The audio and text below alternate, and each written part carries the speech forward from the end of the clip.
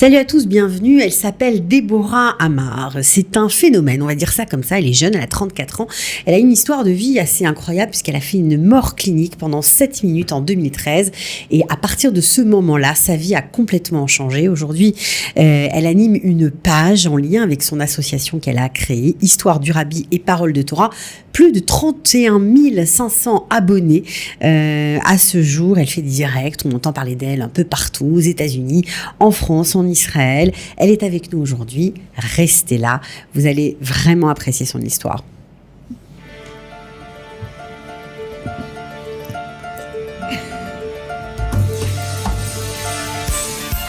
Déborah Amar, bonjour. Bonjour. Alors, vous n'habitez pas en Israël, mais vous avez une association, on va dire, florissante. Vous faites beaucoup de bonnes actions, parce que c'est un peu votre mission depuis cet accident terrible qui a bouleversé votre vie. Exact. Ouais, en 2013. En mai 2013, exactement.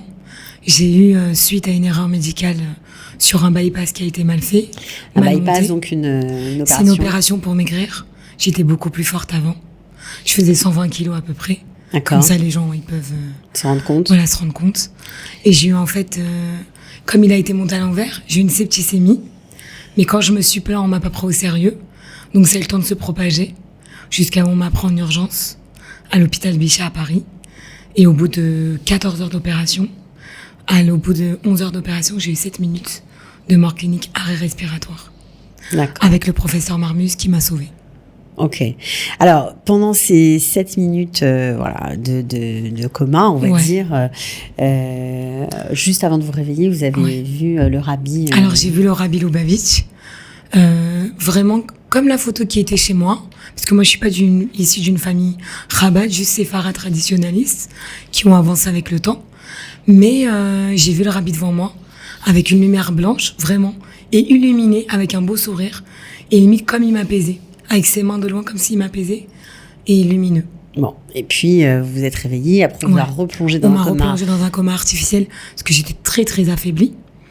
Et en fait, je suis restée pas mal de temps hospitalisée, et une convalescence très longue à la maison. On peut le dire, parce que vous n'avez plus d'estomac, vous avez une ablation complète de l'estomac. Exactement, j'ai une ablation complète de l'estomac, qui est aujourd'hui remplacée par une greffe. Entre 2013 jusqu'à... Alors, une greffe en silicone. Une greffe en silicone, exactement. Pour reconstruire, en fait, pour que je puisse m'alimenter normalement. Ouais, vous avez une espèce de tuyau. Exactement. Un prolongement jusqu'au grêle de 1,80 m de prolongement. Jusqu'à l'intestin relié au côlon directement. D'accord. Donc, c'est vraiment un système différent. J'ai pas la malabsorption. Tout ce qui est sucre et tout, ça a été coupé. Pareil, j'ai un bout de la rate qui a été en 2016 coupé aussi parce qu'il a été endommagé. Donc j'ai tout en fait un système immunitaire, même immunitaire différent. Parce qu'il y a des choses que vous n'absorbez plus. Exactement. D'accord. Alors, compliqué, la vie est très compliquée. Vous avez dû arrêter complètement de travailler parce que vos soins nécessitent d'être à l'hôpital. À l'hôpital 5 jours par mois. D'accord. Pour avoir des vitamines, parce que comme mon corps ne garde pas les médicaments par exemple, j'ai quand même des médicaments, mais ça tient pas. Donc je suis souvent amenée à avoir des petits malaises. Ok, bon, on vous souhaite d'abord une fois Shlema pour commencer. Alors, on raconte cette histoire parce que... c'est le début de la création. C'est le début de cette page qui existe, dont le logo est juste derrière vous, Histoire du Rabbi, Paroles de Torah. Alors, ça a commencé... vite, très rapidement. Très rapidement. Au bout de même pas 6 mois, je me dis mais qu'est-ce que je vais faire de mes journées ? Je suis obligée de rester allongée. Je peux plus travailler, c'est sûr. J'ai été demandée même pour retravailler. Aucun médecin me tolère. Vous étiez comptable, hein ? J'étais comptable de base. C'était très compliqué parce que moi j'étais assise derrière un bureau, donc c'était pas non plus difficile. Mais j'avais pas le droit parce que comme j'avais des plaques en fer, je suis complètement ouverte en deux à 2 reprises, mais intérieurement plus de 158 points de suture. Donc j'ai eu 10 opérations entre 2013 et juillet de l'année dernière, 2018. Donc ça a été vraiment compliqué. Alors quand ça a commencé cette page ? Ça a commencé en octobre 2014. Pourquoi ? Le rabbi, j'ai fait un Igorot Kodesh quand j'étais aussi encore hospitalisée. Vous avez voulu en savoir plus ? Exactement. Je me suis dit comment ? Je suis pas d'une famille Chabad. À l'époque, quand même, j'étais en relation avec un Baal Teshuva, donc je connaissais un peu le rabbi, mais pas du tout juste dans les enseignements, le parcours, l'histoire, le mouvement. Non. Rien à voir. Vraiment rien à voir. Moi, j'ai une famille tunisienne, traditionnaliste, qui a vraiment les valeurs, tout ça, des faits, tout ça. Ils ont avancé, mais dans la détente, quoi. On est dans la pratique tranquille. Ok. Et donc, vous avez voulu en savoir plus. Exactement. Vous amenez le livre, en fait. Igérot Kodesh, dans une synagogue. Des lettres du rabbi avec des réponses. Exactement, toutes faites déjà. Voilà. Et en gros, c'était diffuser des paroles de positivité. Vous êtes tombé sur cette lettre. Exactement. Et j'étais avec mon rab. Et j'ai dit, il y a un message, il y a quelque chose. Il y a pas, c'est Mina Shamaim. Moi, je crois vraiment que tout dans la vie est Mina Shamaim. Il n'y a pas de raconte. Donc, vous n'êtes pas morte parce que vous aviez une mission. Ouais. C'est ça. Aujourd'hui, pour moi, alors je suis personne, je suis pas rabbinite, je le dis toujours. Je suis pas tsniout dans mon quotidien, même si tout le monde me dit arrête de le dire, parce que je préfère être émette avec celle que je véhicule. D'accord. Donc vous êtes vous, voilà, madame tout le monde. Je suis madame tout le monde, vraiment. Je suis madame tout le monde. Maintenant, j'ai vu que ça rapprochait des gens. Ils se retrouvent en moi. Donc je me dis, il y a quelque chose. Alors, vous postez, Déborah, sur votre page des photos avec des paroles positives. Vous donnez des conseils pour positiver tout ce qui nous arrive dans la vie. Mais c'est pas seulement ça, parce que vous avez déposé les statuts d'une vraie association en octobre 2017. Exact. Et aujourd'hui, votre but, et le but de l'association, c'est d'aider des enfants orphelins. Exactement. Ma priorité pour moi, quand je vois le futur, c'est la jeune génération, donc les enfants. Et surtout les enfants qui sont dans le besoin, qui sont orphelins, qui ont une vraie histoire de vie. D'accord. Aide aux familles. Aide aux familles, bien sûr. Colis alimentaires, où j'aide aussi pas mal Yad Alev et Leftov, qui sont aussi des associations avec qui, voilà, j'ai un bon contact. J'arrive, moi, à collecter les fonds et le reverser derrière. Oui, parce que on précise que vous habitez en France, vous venez souvent d'Israël parce que votre famille habite ici, mais vous êtes encore en France.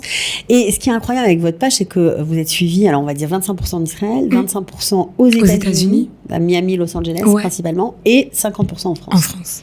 D'accord. Donc, vous récoltez des fonds, et pour récolter des fonds, souvent, vous faites des directs. C'est ça qui vous a fait connaître. Et puis, vous ne cachez pas votre franc-parler. Ah ouais. Et on se refait pas. Voilà. Et les directs, c'est pas seulement pour faire des appels de fonds, c'est aussi pour bousculer et pour parler des sujets de société qui nous touchent.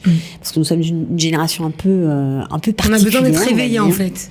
Oui, on va dire ça, mais en tout cas, vous abordez des sujets quand même assez costauds. Vous parlez d'adultère, vous parlez d'homosexualité, vous parlez de mariage mixte. Alors, pourquoi aborder ces sujets ? J'aborde ces sujets déjà pas pour moi, par rapport à moi, par rapport à tous les messages que je reçois. J'ai quand même, Baruch Hashem, presque bientôt 32 000 abonnés. Je reçois à peu près une vingtaine de messages par jour en inbox, à part mes WhatsApp et tout, parce que mon numéro est relié directement avec ma page, avec mon association. Donc les gens, ils ont accès directement à moi. Il n'y a pas, entre guillemets, d'intermédiaire. Et en fait, je touche vraiment au sujet parce que c'est les retours que je reçois.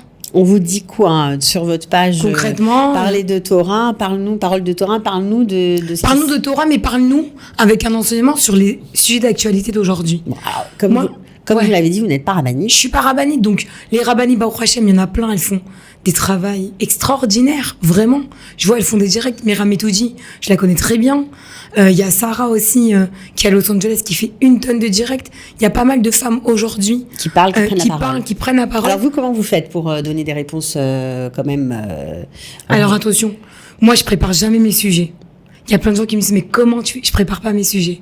Je pars, je sais de quoi je vais parler par rapport aux inbox que je reçois. Je fais un medley de tout. Je vais prendre un thème, par exemple, pourquoi vous avez choisi de parler de l'homosexualité, par exemple? Parce que j'ai reçu des inbox où je me suis dit, ok, dans la halakha, l'acte c'est une abomination, mais il y a quand même aujourd'hui, en 2019, quand je vais en Israël, en France et à travers le monde, des personnes touchées par ça. Pas parler, pas les aider, alors que eux, ils viennent vers moi. S'ils viennent vers moi, c'est qu'il y a quelque chose à faire. Donc on va pas se teindre les gens. Vous m'avez dit par exemple que vous aviez appris qu'un jeune homme s'était suicidé. Oui, un jeune homme en Espagne s'est suicidé de 15 ans. Oui, un juif. Il était homosexuel. Il allait dans une synagogue. Il a été rejeté. Il m'avait prévenu une fois. Je lui ai dit, écoute, j'avais essayé de trouver les mots. Il avait un mal-être, on va pas se mentir. Malheureusement, quand j'entends ça après par les parents, qu'il a mis fin à ses jours, parce qu'il a tellement été rejeté, parce qu'il mettait quand même tous les jours ses téfilines, mais qu'aujourd'hui, entre guillemets, on va pas se mentir, mais dans notre communauté, il y a des choses où on reste hyper fermé. Même si on est tolérant sur certaines choses et ouvert d'esprit, il y a certaines choses, je le vois, et je le vois au quotidien, où on reste fermé. Ouais, vous m'avez dit aussi, moi j'étais. Donc moi, je suis très sensible quand même. Vous êtes très sensible, vous avez parlé, vous avez dénoncé. Ouais, bien sûr, je dis ouvertement. On n'est personne aujourd'hui pour juger. Moi, attention, des fois, quand je fais des directs, on me dit tu juges. Je juge pas. Je donne des faits, je donne des explications. C'est pas mon jugement personnel. Voilà. Et ce qui est quand même spécial avec vous, c'est que vous ne répondez pas seul sur ce genre de thème. Vous avez des rabbinim avec vous. J'ai accès à des rabbinim. Quand je suis seule sur mon direct, avant, je vais appeler des rabbinim, bien sûr. Aujourd'hui, le Rav Cohen de Poleg, le Rav David Twitou d'Ashdod, Rav Ishai, Rav Binyamin Shemouni, le Rav Riari. Il y a une tonne, le Rav Jonathan Serror à Tel Aviv, le Rav Lévi. Ah, ils vous suivent, ces rabbins? Ouais. Vous êtes trop tout marrante. le monde, vraiment. Et grâce à Dieu, je suis contente parce que je me dis que tous ensemble, je suis peut-être pas rabbinite, j'ai pas leur niveau, je vais pas mentir, j'aurai jamais leur niveau, parce que j'ai pas l'étude qu'ils ont fait. Vous lancez des pavés dans la mare, quoi. Vous posez des questions, vous les invectivez, quoi. Par contre, quand je fais des questions-réponses cash, ils sont avec moi, ils sont près de moi. C'est quoi question-réponse cash? Ça veut dire, je vais prendre une situation, je vais dire au Rav, attention, le Rav n'est jamais au courant des questions. Parce que moi, je fais pas d'enregistrement. Alors, vous êtes avec un Rav pendant votre direct. OK. Quand on fait ce genre de thème. Oui. Et par exemple, on a parlé beaucoup d'adultère parce que avant que j'arrive, c'était vraiment un fléau. L'année dernière, j'étais en France, j'ai fait un direct parce que je recevais des messages. Et à travers le monde, c'est le même. Et c'est revenu. Et malheureusement, cette année, ça a touché un statut où c'est des gens qui avaient un statut religieux. C'est-à-dire des religieux qui pratiquent l'adultère dans leur vie. Et voilà. Et ça s'est mis à vous l'avez dénoncé? J'ai dénoncé parce que le but, c'est quand même de réveiller les choses. Comment ? Aujourd'hui, t'as une perruque, t'es tsniout, et tu viens me faire des phrases ou tu viens de trucs, alors que concrètement, quand t'as ce genre d'habit, dans ta vie, tu te dois d'être tsniout rien que par ton caractère, de pas dépasser des limites. Hormis la religion, je vais plus parler de religion. Les valeurs de la vie, le respect, pas toucher à l'homme ou la femme d'autrui. On n'a pas besoin d'être religieux ni juif, de confession juif, pour savoir que dans la vie en général, on fait pas ça. Et moi, c'est ça en fait. Alors, quand vous faites des lives, vous avez parfois 70 000 vues. Enfin, vous êtes hyper suivis. C'est quand même dingue. Et les gens sont aussi surpris de voir que derrière cette page, ce n'est pas un rabbin avec une grosse barbe. C'est ça. C'est pas un garçon, mais c'est une fille qui est pas forcément super religieuse, qui est dans l'air du temps. Exact. Je suis la nouvelle génération. Je suis la porte-parole entre guillemets, mais j'essaie d'être juste. Ok. Si j'ai des torts, je sais me remettre en question. J'essaye en tout cas de amener et d'aider les gens. C'est pour ça que... Je peux donner un exemple, par exemple? Bien sûr. L'adultère qui fait presque 50 000 vues, 300 personnes vraiment en direct à 23h, heure israélienne. Le lendemain, en 48 heures, j'ai 12 personnes entre WhatsApp, les appels et la page. S'il te plaît, Déborah, on a pris conscience. On se rendrait pas forcément compte de la gravité des choses. On veut bien que tu nous conseilles vers un Dayan, vers un Rav, à la Rabbanout, mais avec toi. Quand t'as 12 personnes qui sont concernées et qui prennent conscience, t'as réussi ta mission. Le message, il est passé. Vous l'avez fait? C'est fait. Incroyable. Ça s'est passé. Au lieu d'être en vacances, entre guillemets, parce que je suis venue quand même en Israël pour me reposer, j'ai été plus dans l'action, mais ça me dérange en aucun cas. Si c'est pour aider mon prochain, ça me dérange pas. On se souvient aussi bien sûr de votre action pour Zichrono Livracha, Steve Alouche, que vous avez, vous avez aidé sa femme, vous avez collecté de l'argent pour les aider. Oui. Ça s'est fait très rapidement. Très rapidement. En fait, j'ai entendu l'histoire par 2 amis à moi, Estelle Assouline, qui est connue ici. Steve Alouche, qui habitait ici à Tel Aviv. Donc Estelle Assouline, une maquilleuse professionnelle ici, qui était son amie intime, avec qui ils étaient binômes souvent. Dans le terrain quand il maquillait des mariés et lui coiffeur, donc c'était un binôme. Et aussi une amie très proche d'Aviva, Céline Amselem. Donc il m'appelle, il me dit écoute Déborah, est-ce que tu peux faire quelque chose par le biais de ta page? Moi direct bien sûr. Je connaissais pas Steve intimement, je l'avais vu croiser, mais on parlait souvent ensemble, 5 fois. Et quand elle a été dans son lit d'hôpital, il m'a dit viens me voir. alors qu'il vraiment, il était dans un état à 48 heures malheureusement, qui décède et il m'a dit, je veux voir personne, mais toi, viens me voir s'il te plaît. On a parlé, je vous parle, j'ai la chair de poule, mais c'est Emmett. Et il m'a dit, Déborah, je te remercierai jamais assez. Et il m'a dit, je vais être très Emmett avec toi. Tu sais, moi, avant, quand il y avait des choses, des collectes et tout, j'ai pas attiré le regard sur des choses comme ça. Comment toi, quelqu'un que je connais pas, avec des gens avec qui vraiment je connais et tout, tu t'engages à faire, à prendre, et tous les jours pour moi. Ah, et tous les jours, c'est vrai, je faisais un direct de 1 minute, je disais aux gens l'évolution, qu'il fallait vraiment aller et tout. Bon, Rachel, on est arrivé à un montant, j'ai pu le reverser à Viva, avec Viva, la sa femme. Sa femme, ses enfants, et je m'étais promis, et il m'a dit, je veux absolument que voilà, ça soit pour mes enfants, pour ma femme, que voilà, que ça soit personne d'autre. Et j'ai voulu, en tout cas, pour aucun autre billet, avoir accès à eux. J'ai attendu, et je me suis rapprochée d'Aviva pour qu'on fasse les démarches. Et j'ai fait, et ben, Rachel.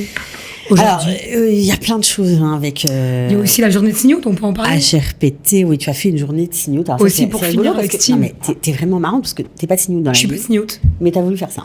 Parce que je me suis renseignée avec le Rav Pinto qui est à Ranana, parce que je savais pas, mais pour l'élévation de l'âme, la mitzvah de la femme, c'est la Signout. Et la mitzvah pour un homme, c'est l'étude de la Torah. Alors j'ai dit, ça m'a tellement attristée. J'ai été touchée vraiment. Pour lui, toujours pour lui. Mmh.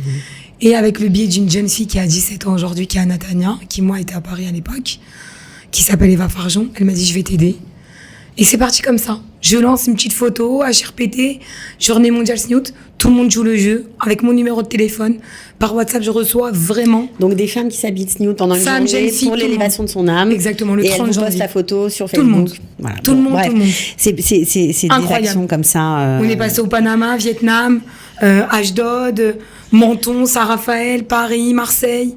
Partout. Ouais, c'est la magie des réseaux sociaux. Exactement. Alors, en plus de cette page, il y a aujourd'hui un petit journal, toujours dans la même idée de cette Higuerot Kodesh que tu avais ouvert à l'hôpital, où tu as reçu une lettre te disant qu'il fallait diffuser des paroles de Torah. Ça s'appelle Netzot Paper. Voilà, Netzot Paper qui veut dire étincelle. Exact. Et tu diffuses là-bas avec des bénévoles, tu cries. En fait, tout se joue un verre de Coca Zéro avec Stéphanie Robert, qui est ma partenaire dans ce journal. C'est un journal, entre guillemets, de 2 associations, Les Rois du Monde et HRPT, donc 2 amis, et on décide de véhiculer des paroles de Torah et des bons plans, mais entre guillemets avec la nouvelle génération. Parce que toutes les chroniqueuses ou chroniqueurs, ou entre guillemets raves, toutes les chroniqueurs, c'est que, entre guillemets, et chroniqueuses, c'est des gens connus et reconnus, qui sont toutes bénévoles, qui ont dit oui tout de suite parce qu'ils ont aimé le projet, parce qu'ils aiment ce qu'on fait au quotidien dans nos actions chacune. Et par exemple, on a une Virginie Khalifa, on a une Deborah June Davis, Deborah Malka Cohen, on a une Johanna Israël, mais c'est-à-dire que des gens, entre guillemets, connus et reconnus dans ce qu'ils font. On a une juriste, Audrey El-Koubi, on a Myrna, qui est parole de Torah. Vous êtes très active. Alors, qu'est-ce qu'on peut vous souhaiter et quelle est votre prochaine action voilà, pour peut-être, je sais pas... Le but, c'est de perdurer le journal, que vraiment il sorte encore en plus grande diffusion. Okay. Parce qu'aujourd'hui, il sort à 10, 12 000 exemplaires à travers le monde, mais le plus, c'est en France, à 9 000. J'aimerais vraiment qu'il sorte encore plus, pour que, si Dieu veut, parce que moi, il faut savoir qu'il y a des annonceurs qui mettent leur pub, mais ils ont un CERFA intégral avec HRPT. D'accord, donc ça, c'est une chose, mais pour l'association elle-même... Elle-même, c'est d'aider des orphelins. Ah, il y a une action, il y a quelque chose qui va arriver bientôt. J'aimerais créer quelque chose... Pas comme un orphelinat, mais pour enfants qui n'ont pas de parents, dans leur étude, dans leur logement. Dans leur étude, vraiment. Pour que, même si on part de rien, même si on n'a pas de famille, mais qu'il y a des gens qui nous aident à devenir. On peut réussir, on peut être quelqu'un. Exactement. C'est le vrai message. D'accord, donc ça, c'est pour l'instant, il n'y a pas de concret, mais c'est un souhait. Mais c'est le souhait. Voilà. Alors, Déborah, merci. C'est un plaisir de vous recevoir. Voilà. Merci à vous de m'avoir reçu. De rien. Je peux faire des petits remerciements ou pas? Et bien sûr. Je vais remercier William Manino pour ma coiffure. Je vais remercier Rachel Calfon pour le maquillage qui est à Natania. Et remercier vraiment sur tout le mois où j'ai été en Israël et je devais pas du tout être en mission de conférence, Tioulim et aussi émission, Eva Johanna Tralala, que vous pouvez retrouver partout en Israël. Sur les habits de Signout, parce que moi je suis pas de Signout et grâce à elle, tous les jours elle m'a habillée de Signout. Bon, ben voilà. Donc voilà. Merci beaucoup en tout cas. Et merci à toi de m'avoir reçu. Avec plaisir, Vraiment. Déborah. À bientôt. À bientôt. Bon Et retour, merci alors. beaucoup. Ciao. Toda. Bye. De la générosité, des talents et du cœur. C'est la sauce du jour sur studioqualita.com. Change